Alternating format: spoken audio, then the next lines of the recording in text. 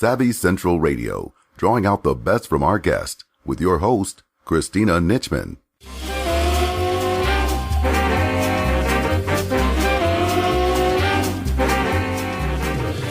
Savvy Central Radio is home to over 100,000 listeners per month globally and runs in syndication on 8 AM and FM platforms, including iHeartRadio and 6 podcasting platforms.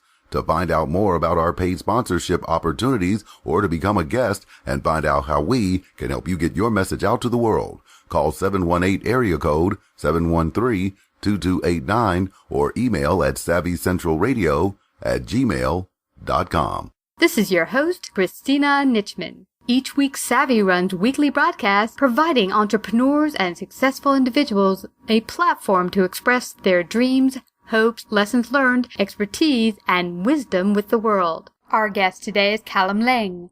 Callum is a New Zealander that has started, built, bought, and sold half a dozen businesses in a range of industries across 2 continents. Callum is also the CEO of Entrevo Asia, a company that runs 40-week Growth Accelerator programs, allowing executives and business owners to become a key person of influence in their industry. A company whose vision is a world full of entrepreneurial people solving meaningful problems. Find out more about Callum. Visit Callum Laing, CallumLaing.com. Hi, Callum. Welcome to Savvy Central Radio. How are you?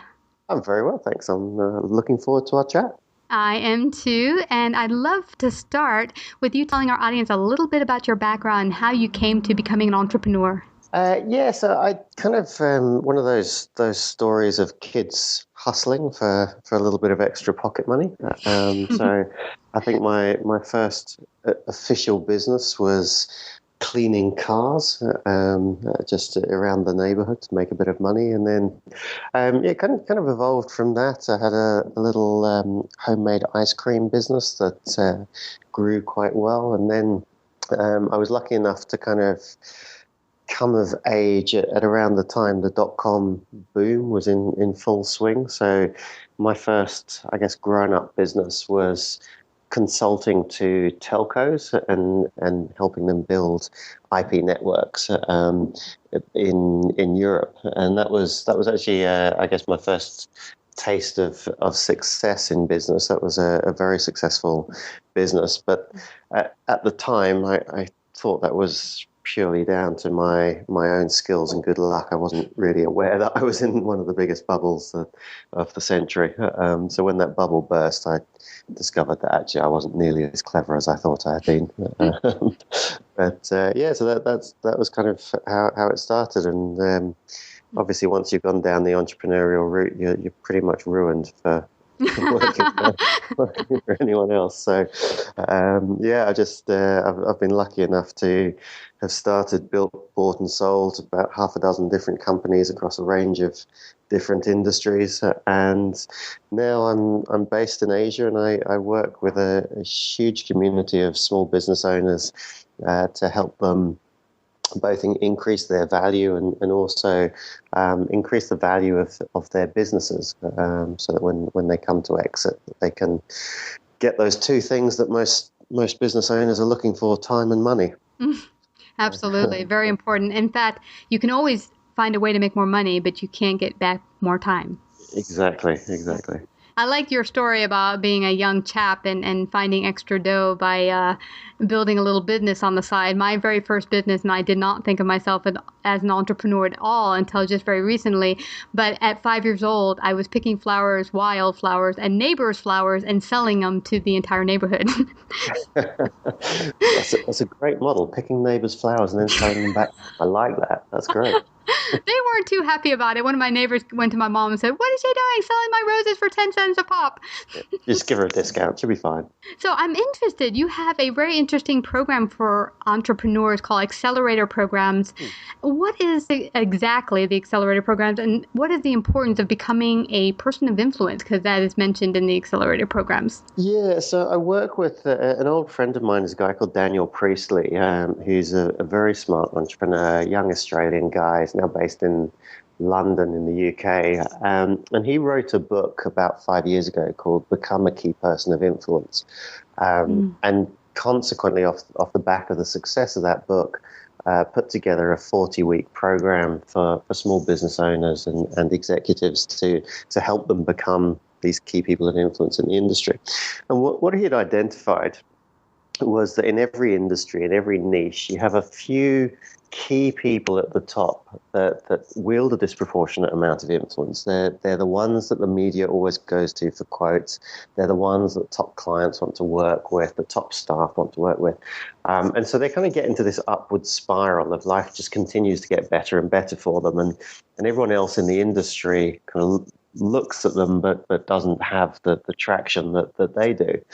And so Daniel spent a lot of time meeting and interviewing these key people of influence across multiple different industries. And what he discovered was that they weren't necessarily any smarter than the rest of us. They hadn't been born with any unique gifts. But what they were very good at doing was packaging the value that they did have in a way that it created the maximum value for the maximum amount of people. So he identified 5 areas that they were doing considerably better than the rest of the market. And these are the 5 areas that we teach. And it's basically listed down as 5 Ps. So pitching, publishing, products, profile, and partnership. So the first one is probably the most important, is that the ability to pitch into existence, the ability to communicate well the value that you can create in the world. You ask most small business owners what they do, and they sort of mumble under their breath, I'm an accountant or I'm a Pilates teacher. It really doesn't communicate any of the real value that you've got. So you look at the success of any business, and it's all started with a great pitch. And you look at the people like Elon Musk and Richard Branson and these guys, and they're just awesome at pitching ideas and pitching them in a way that other people want to go and pitch those ideas, because they're so empowering. So pitch is the first piece. The second piece is getting published, and that's really about getting your intellectual property out into the world. We all kind of underestimate the stuff that we've learnt over the years, and because we've learnt it, we kind of assume anyone can do it. But actually, getting your knowledge down onto paper and out into the world is a very, very powerful tool for building your credibility. It also just, it helps you clarify what you know, what you don't know. And whether that's publishing a book, which is a great credibility tool, or even just publishing on blogs or magazines. But it's a great way to get your ideas out there, to create more value for more people.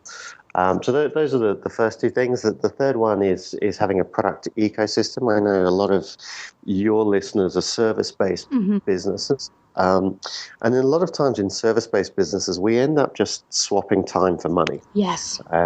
So we charge by the hour, or we do monthly contracts or whatever. And there's a very obvious glass ceiling to that.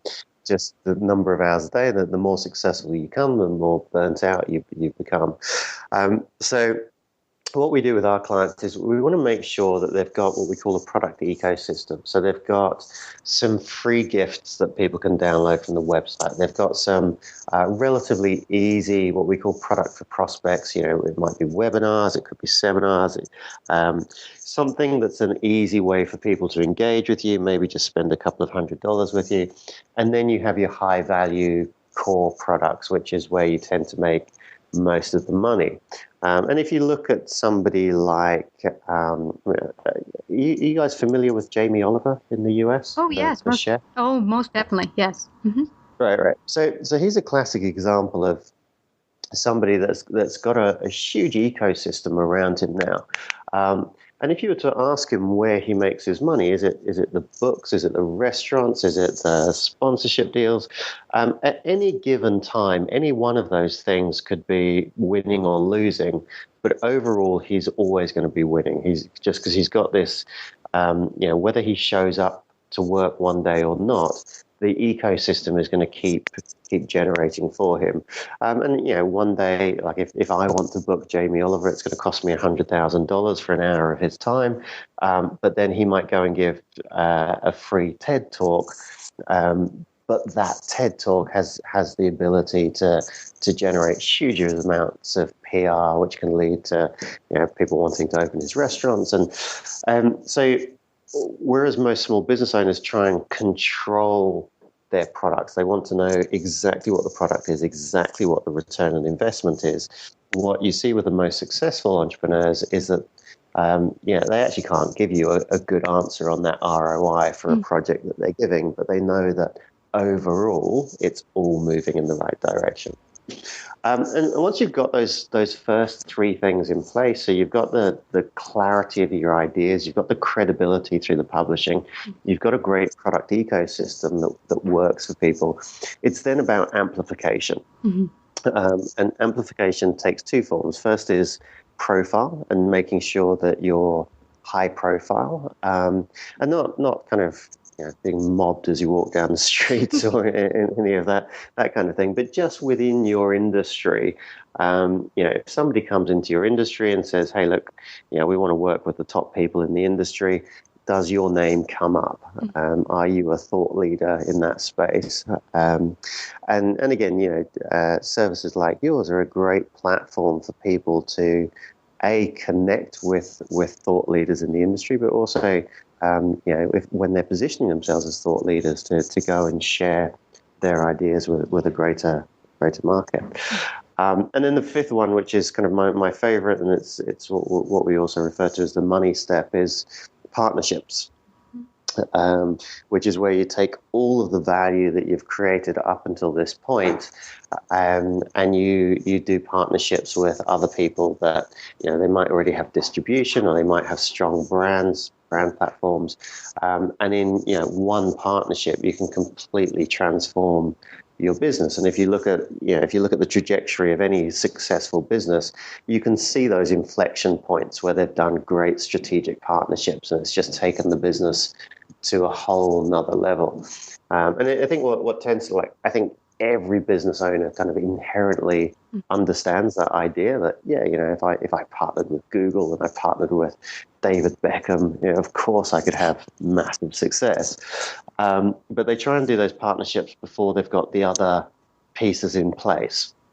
And of course, nobody wants to partner with you if you can't articulate your value clearly, or if you've got no credibility, and if you haven't got products, etc. And the irony is, if you get those first four things right, the pitch, the publish, the products, and the profile, some of the best partnership opportunities you will ever get will actually come inbound to you. It's people that have seen what you're doing and want you to be a part of the game that they're playing. So that's often where the partnerships give you the real win. Wow. Number 5 was really interesting to me because I've heard quite a bit of entrepreneurs who have come on my show who have said they've partnered with people, and some have gone very well and some dealings have gone, well, no ROI at all. And so I find it interesting that you mentioned the fact that I've never heard of anyone mention that, hey, you've got to get the first 4 nailed down before you can even think to go into partnership with someone else. Because if you don't have anything to back you up, you don't have a good pitch, you don't have any credibility, what do they have to work with? You're just asking for their, asking for their stage. Now, I was very, very interested about the multi-level products. It seems to me that would be a way to leverage and to really have many baskets of revenue. Like one dries up a little bit, you have something else standing by. Yeah, exactly. And it's, I think people confuse this with sort of the idea of passive income, and it's not that at all, because no successful entrepreneur I've ever met believes in the concept of passive income. That they all know how hard it is to keep this. You've got to keep working at it. You've got to keep building it and creating value. But you want to have ways that people can interact with you at different points. Selling high value products is is very hard to do. Well, it's pretty much impossible to do if people don't trust you. So how can you build that trust? If Jamie Oliver came to me and tried to sell me a franchise of his restaurant and I'd never heard of him before, why would I be interested in doing that? But if I had read his cookery book and I loved his recipes, and then I've seen him on TV doing a show, and then I know I meet somebody that's already running one of his restaurants, and they say they're doing very well. Then I come to him and I say, hey, look, I want to buy a restaurant, and I already trust him because I've seen all of that stuff out there. So yeah, it's really about making it. Yeah, again, like most small business owners think they don't like sales, and actually, I don't think it's that they don't like sales. They don't like chasing people, and you only ever get into a situation where you're chasing people when that person's not ready to make a decision.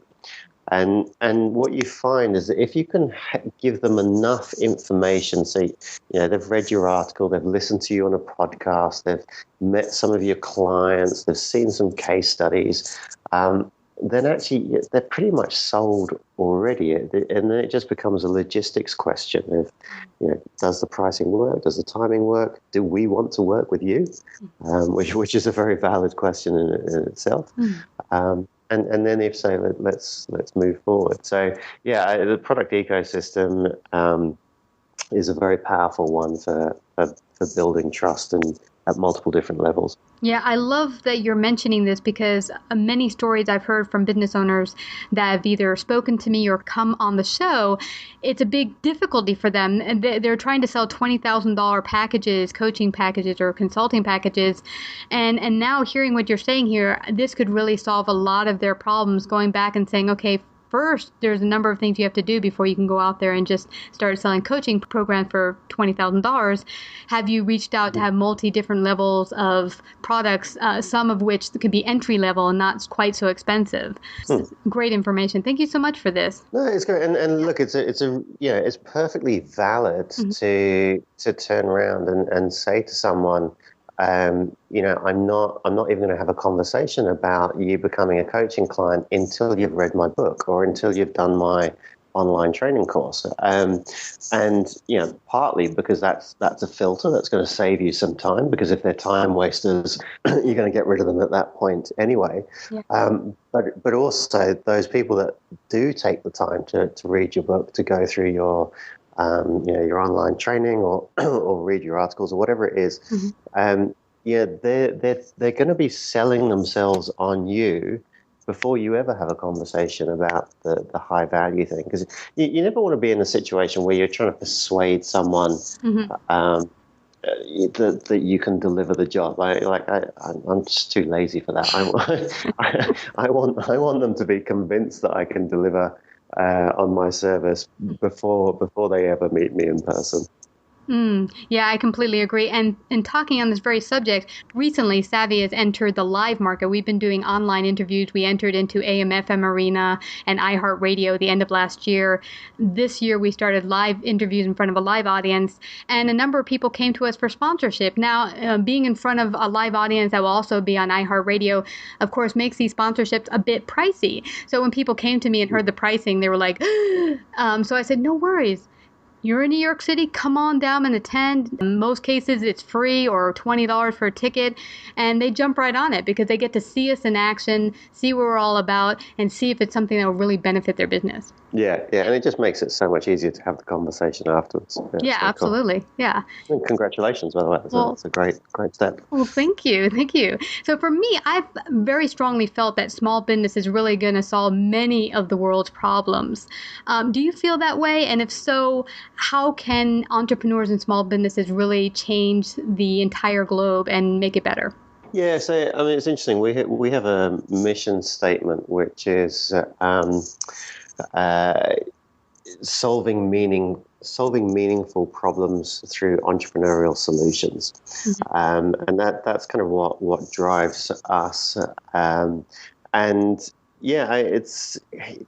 We're just living in such incredible times that somebody on one side of the world can connect with their tribe all over the world, and make stuff happen through the incredible sort of channels that are open to us today. And I just think the rate of growth and the rate of opportunities is absolutely staggering. And so I do feel that we're sort of at that inflection point. I mean, I actually spend quite a lot of time working with big corporates as well that are, they're terrified of the threat and how quickly small companies these days can gain traction, take huge bits of market share away. I mean, as even talking to Google, and Google is clearly one of the most innovative companies in the world, and they attract some of the best people in the world to go and work for them. And they were asked the question, is Facebook your biggest competitor, or is it Amazon? And they said, no, we view our biggest competitor as a woman sitting at home hacking away on her laptop, who discovers the answer to something that we haven't even asked the right question to. And before we know what's happened, she's going to have taken a big chunk of our market share. So look, I think just the ability to access information, the ability to really understand what problems your clients have, it's so much easier now. 20 years ago when I was starting businesses, trying to figure out what my clients would want was really difficult. It was if you didn't kind of know them socially and have a good relationship, it was very, very difficult to figure out what were the problems that were in their business. Now you go on any number of forums and you've got them telling you exactly what the problems are, and exactly what solution they're looking for that would solve those problems. So it's much easier now to create businesses or products specifically to solve a niche problem, and enable people to move forward much quicker because of that.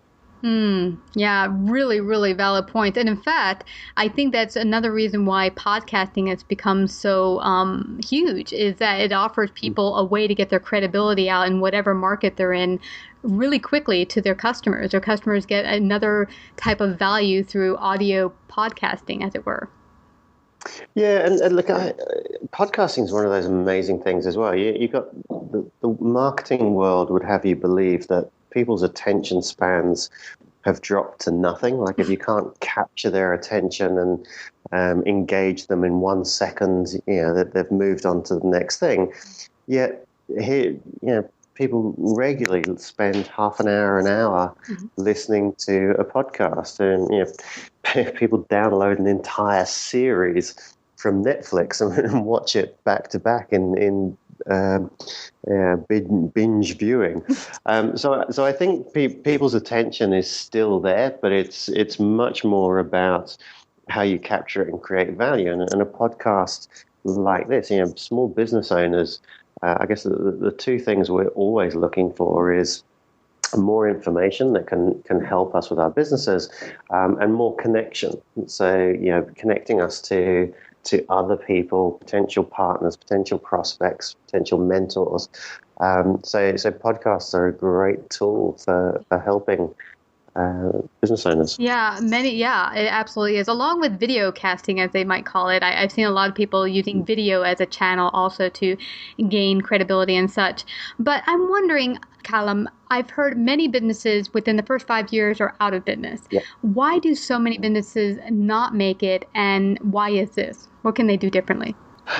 So I think that there's a lot of different reasons. Obviously, people go into business with different levels of experience, and I think that the biggest challenge that I see probably falls into a couple of parts. The first is building a product or a service that you like without really understanding what the customer need is. And if you're trying to sell something that's a nice to have, rather than really getting and understanding how you can create real value for your customers, then it's always going to be a struggle. It's always going to be hard work. I think the second thing is, even if you've got that, it's not knowing where to focus your time and your energy. And I guess the downside to all of the information that we get is kind of being bombarded with, someone tells you that you should be blogging every day, and someone tells you that they made $1 million a year because they had 25,000 Twitter followers. And so you get a lot of these tactics that get kind of, you get bombarded as a business owner, and you sit down at the beginning of the day and you're like, well, where should I spend my time? I've got, there's so many things that I could be doing. What's the high value activity? And so I think one of the reasons that Key Person of Influence gets such success with its clients is really getting people to focus on the high value stuff. So literally, and that's why we start with pitch. If you can't pitch to people, if you can't articulate the value that you create, if you can't articulate the problems that you're going to solve for people, then actually everything else is irrelevant.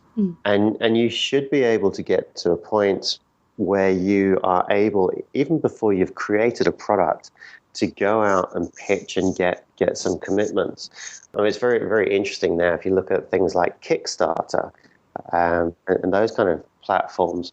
They're a fantastic example of proving the market exists. Your ability to go out and pitch that you're going to create something and that you're credible and that you actually deliver it. And I was speaking to a venture capitalist the other day, and they've got to a point now where they won't invest in a consumer product unless that person has pre-sold a significant number of products. Now, whether that's through Kickstarter or just into the network, but they don't want to be backing people that have built products and then go out and try and sell them.